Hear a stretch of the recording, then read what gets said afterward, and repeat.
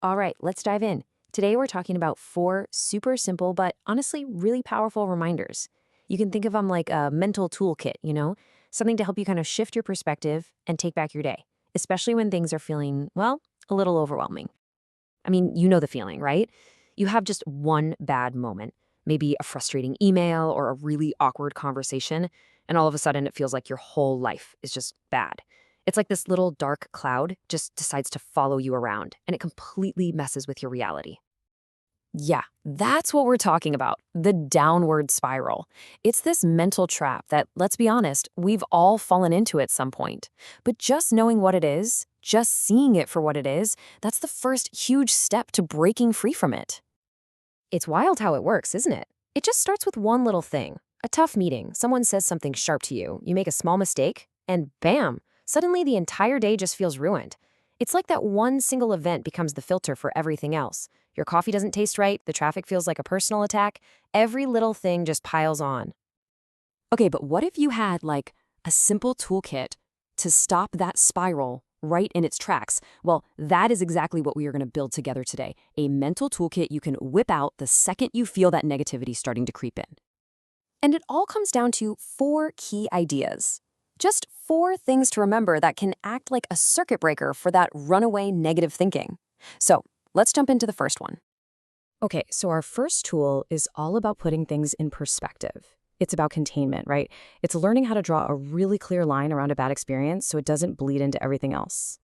And this quote just says it all. Having a bad day doesn't mean that you have a bad life. I mean, that is so fundamental. It's such a grounding truth, isn't it? A bad day is just a handful of tough hours. But a life is this huge collection of thousands and thousands of days, the good, the bad, and everything in between.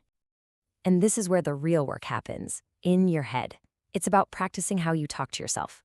Instead of immediately jumping to, my life is a complete mess, you learn to say, okay, I'm feeling really frustrated by that meeting. You see the difference there? One is just an observation about a single temporary moment. The other, that's a total and totally distorted definition of your whole reality. All right, let's move on to our second reminder. And this one tackles something I think a lot of us struggle with, that huge self-inflicted stress that comes from the trap of perfectionism. You don't have to be perfect, but you have to be the best that you can be. I love this because it totally changes the goal. It moves the target from this impossible static thing, perfection, to something that's dynamic and personal, just your best effort in this moment. And you know what? Your best on a Tuesday morning is going to look way different than your best on a Friday afternoon, and that is completely okay. And you can really see the difference here. The perfection trap, it's just paralyzing.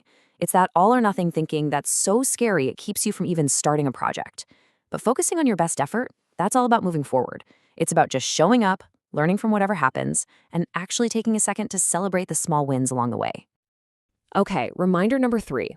This is a big one. It's all about building up a kind of emotional immunity. It's about protecting your own energy from all the stuff coming at you from the outside world. Just let this one really sink in for a second. You are not responsible for other people's negativity. Wow. That's basically giving you permission to stop carrying around emotional baggage that isn't even yours to begin with.